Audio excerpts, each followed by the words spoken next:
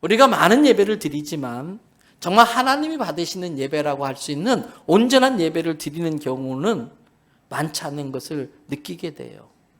그런 온전한 예배를 드리지 못하는 경우들이 아주 가끔 있어요.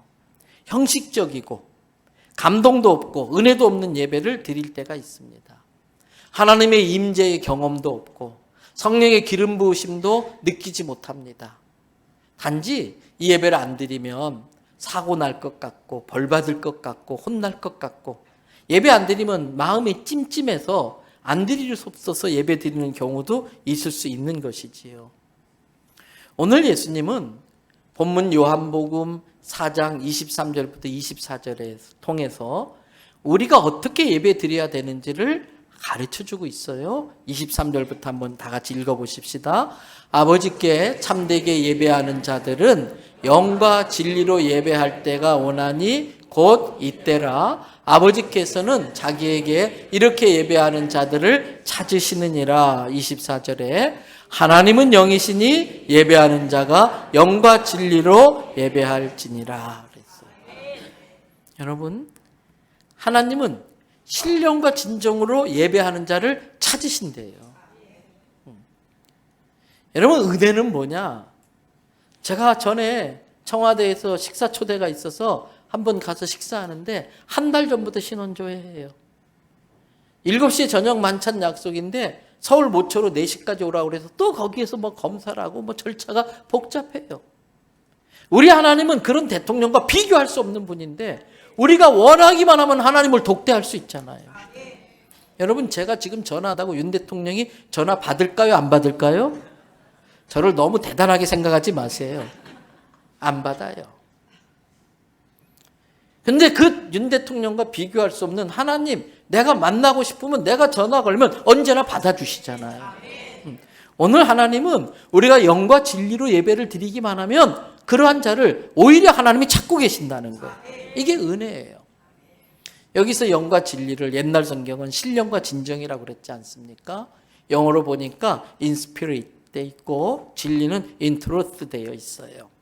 이걸 헬라어 원어 성경으로 보니까 in spirit, 영은 우리가 잘 아는 단어이죠. 헬라이지만 푸뉴마라고 하는 단어로 되어 있어요.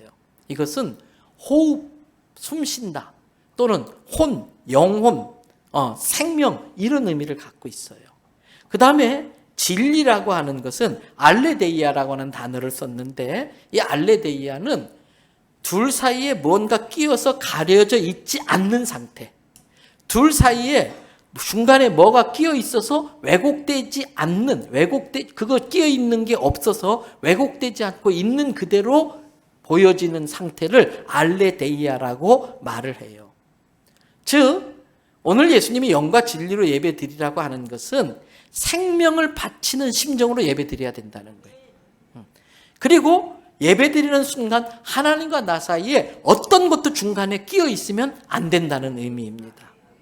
그렇다면 우리는 이 시간에 예수님이 가르쳐 주신 영과 진리로 예배 드리라고 한 그 말씀에 의해서 정말 내 예배에 진정성이 있는지, 온 마음을 다해서 정말 알레데이아 상태로 하나님과 예배 드리고 있는지, 그리고 푸뉴마, 내 생명을 바치는 심정으로 예배 드리는지 내 예배를 점검해 보셔야 돼요. 하나님이 사람을 왜 창조하셨을까요? 우리로 하여금 하나님께 영광과 존귀와 찬양을 올려드리라고 우리를 만드셨습니다. 우리를 통하여 찬양받고 싶으셔서 우리 인간을 만드신 거예요. 우리 인간을 특별히 자기의 영을 나누어 줌으로 인격적 존재로 지으셔서 인격적 결단으로 주님에게 사랑을 고백하고 주님께 영광 돌리는 찬양을 하라고 우리를 인격적 존재, 영적 존재로 만드신 거예요. 때문에 우리는 예배를 드리기 위해서 지음받은 존재입니다. 내가 존재하는 이유와 목적이 하나님께 예배를 통해 영광 돌리는 데 있는 거예요. 때문에 우리 인간이라면 인간 생활의 가장 기본은 하나님의 앞에 있다고 하는 의식, 하나님 앞에 있다는 의식을 가지고 하나님을 경배하고 찬양하고 예배드리는 게 우리 삶의 가장 기본으로 깔려 있어야 모든 삶이 제대로 돌아갈 수 있습니다. 이게 기본이니까. 기본이 흔들리면 다 흔들립니다. 기본이 무너지면 다 무너집니다. 혹시 요즘 내 생활에 어떤 문제가 있습니까? 그것이 건강에 관련된 문제이든, 그것이 어떤 사람과의 불편한 관계 때문에 생긴 문제이든, 그것이 재정과 관련된 문제이든, 무엇이 되었든 내 삶에 문제가 있다면 가장 먼저 예배부터 점검하셔야 돼요. 예배가 내 생활의 가장 기본이기 때문에 예배가 제대로 드려지지 않아지면 많은 어둠의 권세가 틈을 타게 되고 많은 문제들이 거기서부터 꼬이기 시작하는 거예요.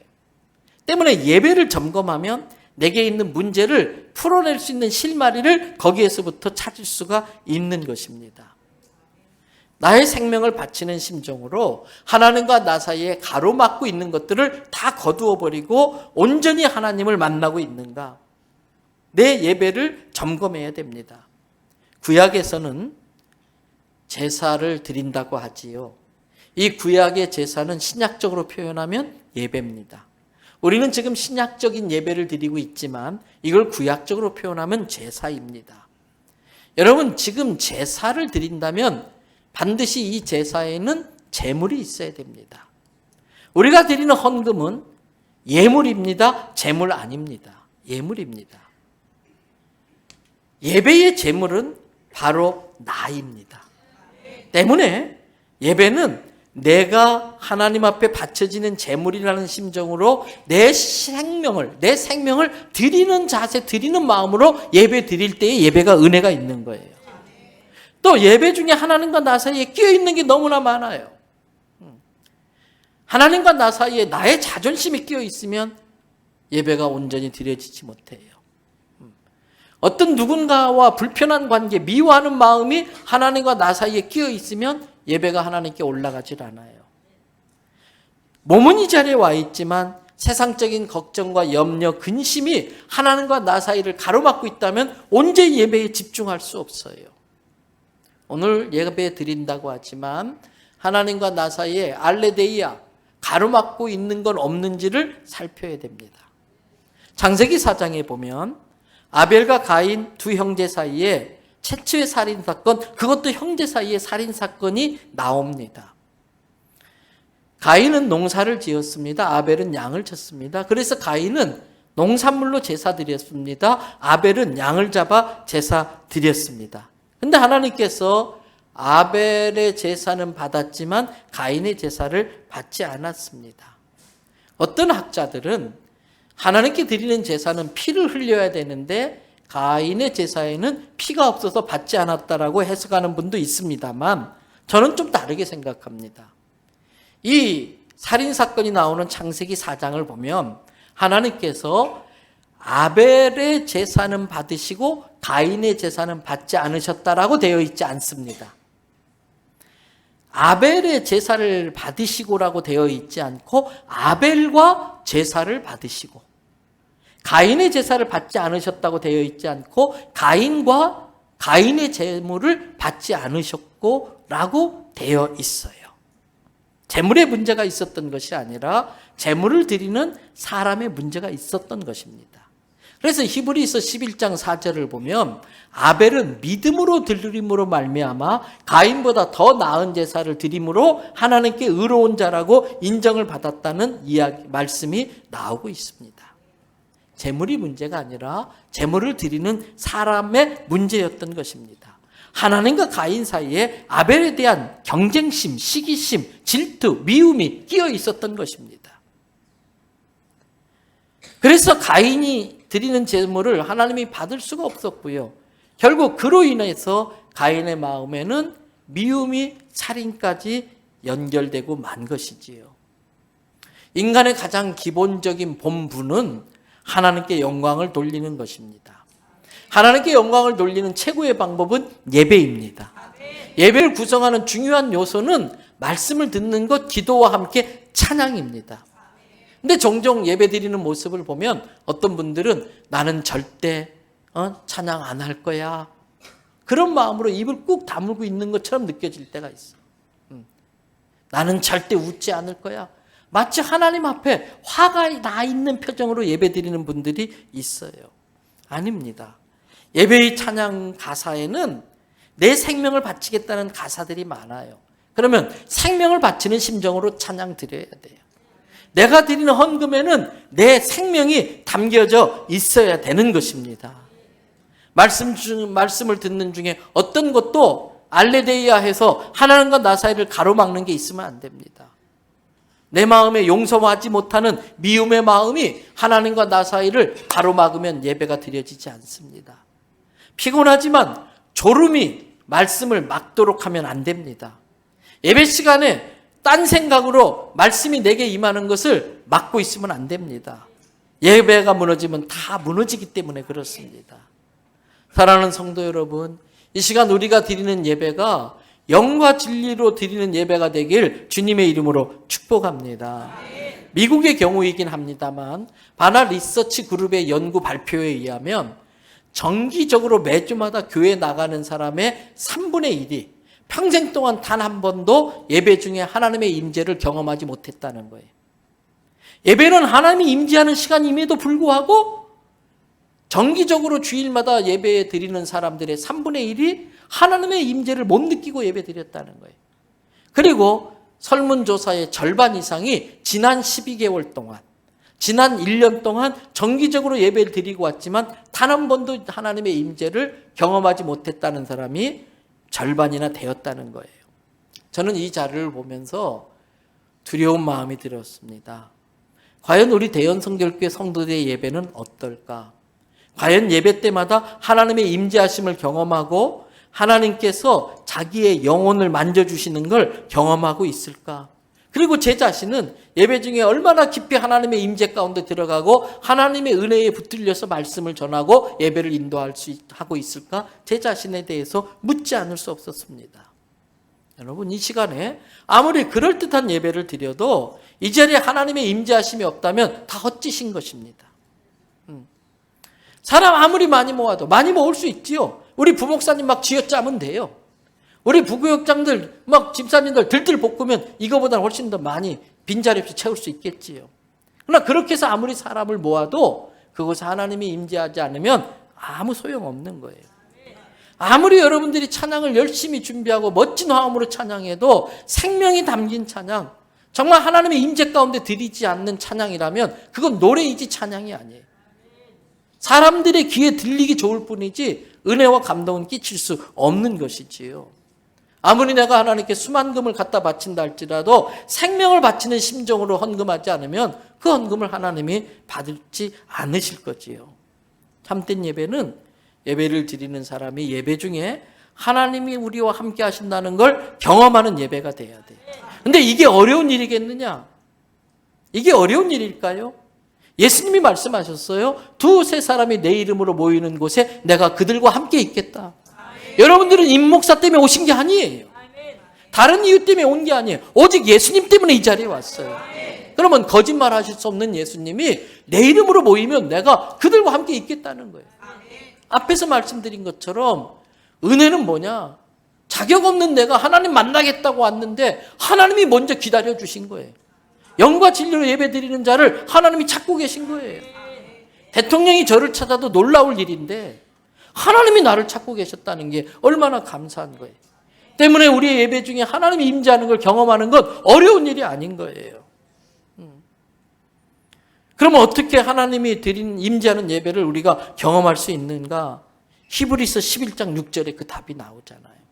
스크린 말씀 올려주시고 히브리서 11장 6절 다 같이 읽습니다. 믿음이 없이는 하나님을 기쁘시게 못하나니 하나님께 나아가는 자는 반드시 그가 계신 것과 또한 그가 자기를 찾는 자들에게 상 주시는 자이심을 믿어야 할지니라. 뭐 해야 할지니라? 믿어야 한다는 거예요. 아, 오늘 예배 중에 우리가 예수님의 이름으로 모이니까 하나님이 거룩한 영으로 함께 하시는구나. 그리고 우리가 하나님을 찾으면 자기를 찾는 자에게 하나님은 상 주신다니까요. 건강의 상을 주시고 재정의 상도 주시고요. 내 삶에 필요한 것들을 상으로 주시는 걸 믿으시기 바랍니다. 그래서 앞에서 언급했던 히브리서 11장 4절에 앞부분 보세요. 무엇으로 아벨은요? 믿음으로 아벨은 가인보다 더 나은 제사 드렸다. 더 나은 제사의 이유가 믿음이었어요. 아벨은 하나님이 내 제물을 받으시고 나와 함께 하신다는 믿음으로 예배드렸고, 가인은 그 믿음 없이 자기 자존심 세우고 싶고 동생보다 더 인정받고 싶은 경쟁심, 알레데이아가 그 사이에 끼어 있었기 때문에 하나님이 그 예배를 받을 수 없었다는 것이지요. 여러분, 우리는 믿음으로 이 예배를 통하여 이곳에 임재하신 하나님을 경험하고 그 하나님이 내 영을 만지시고 나를 고치시고 치료한다는 걸 믿으시기 바랍니다. 성가대의 찬양의 가사 중에서, 대표 기도하시는 분의 그 기도의 내용 중에서, 이 목사의 설교 중에서 주의 음성을 들으셔야 돼요. 그리고 그 음성 앞에 내가 믿음으로 결단하는 시간이 바로 예배 시간인 것입니다. 그런 예배를 드리면 하나님이 임재하시고, 하나님 임재하시면 하나님의 능력도 같이 임하는 거예요. 하나님의 능력이 임할 때에 병든 자가 치료될 줄 믿습니다. 우리 교회에서도 종종 그런 간증을 듣잖아요. 오늘 2부 예배에서도 날마다 자살을 시도하던 자매가 이 예배를 통해서 은혜를 받고 이제는 완치되어져 가지고 그렇게 제자 양육도 받는 일이 있지 않습니까? 예배 중에 마음 상한 자가 위로받습니다. 절망 중에 있는 자가 용기를 얻고요, 피곤에 지친 자가 다시 힘을 얻는 거예요. 방황하는 자가 주님의 인도하심을 받게 되고 바른 길로 가게 되는 겁니다. 참된 예배는 그 10년 가운데 하나님의 은혜와 위로가 넘쳐 흘러 들어오게 되어 있어요. 참된 예배에는 약속하신 성령이 기름 부으심이 있는 것입니다. 그래서 예배는 그 자체가 축복이고, 예배 자체가 안식이고 회복이고 치유인 것입니다. 저는 이번에 아프리카 성도들이 예배 드리는 모습을 보면서 어쩌면 저렇게 행복하게 예배 드릴까. 영상 보내드린 것 중에 보셨을 거예요. 거기는 헌금을 하는데 찬양대가 앞에 나오더라고요. 그럼 막 찬양하면 거기에 이제 성도들이 직접 나와서 헌금함에 직접 헌금을 넣는데요. 나오면서 그 아프리카 특유의 그루브 있잖아요.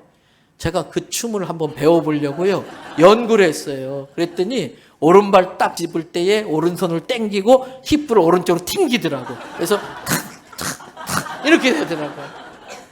근데 저는 되게 어색해요. 아주 고도의 엇박자 기술을 제가 구사하고 있더라고.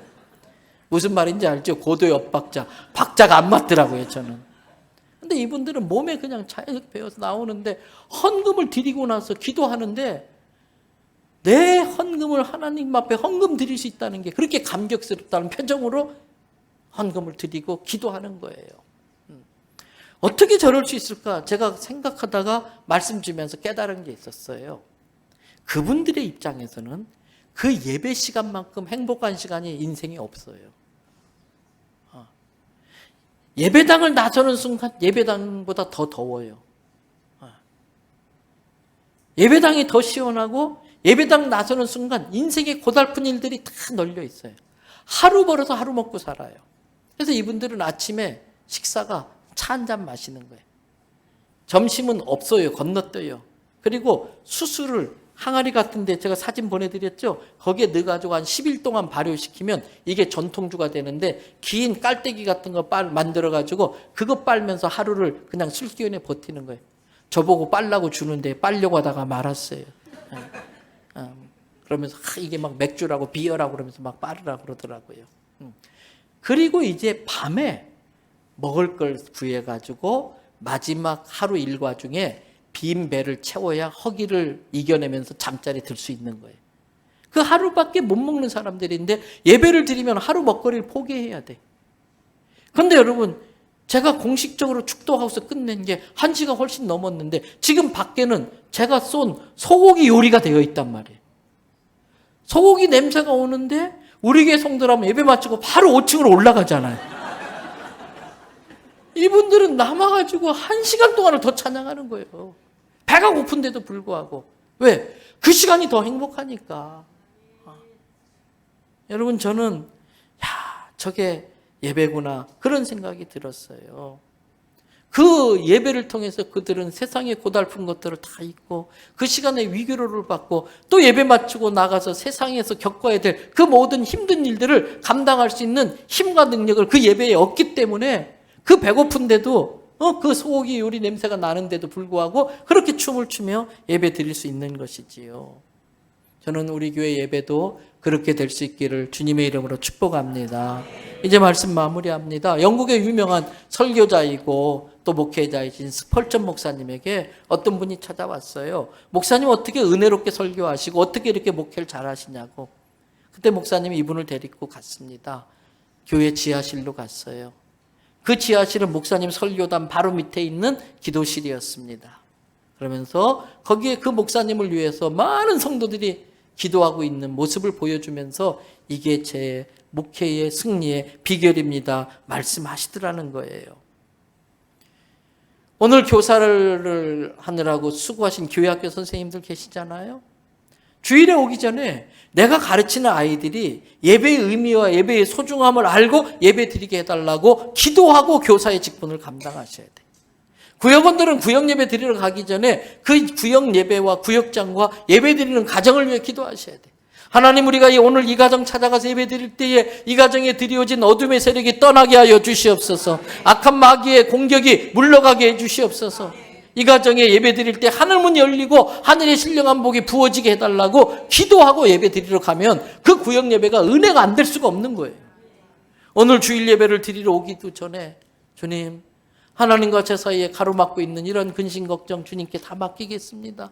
제 마음에 남편에 대한, 아내에 대한 섭섭한 마음, 원망의 마음이 있는데 이거 알레데이아 다 빼내주세요. 이 근심 걱정 염려 다 주께 맡기고 오직 예배만 집중하게 해주세요. 그리고 말씀 전하는 주의 사자들과 또 목사를 위해서 기도하고 예배의 자리에 임하면 이 예배가 은혜 받지 않을 수가 없잖아요. 그렇게 예배 드리는 사람에게 하나님의 은혜가 임하지 않을 수가 없는 거예요. 왜 똑같은 예배를 드리고 어떤 분들은 주님 만났습니다, 응답 받았습니다, 하나님의 음성 들었습니다 그러는데 왜 나는 밋밋하게 아무렇지도 않게 민숭민숭 그렇게 돌아가느냐 이거예요. 그건 손해잖아요.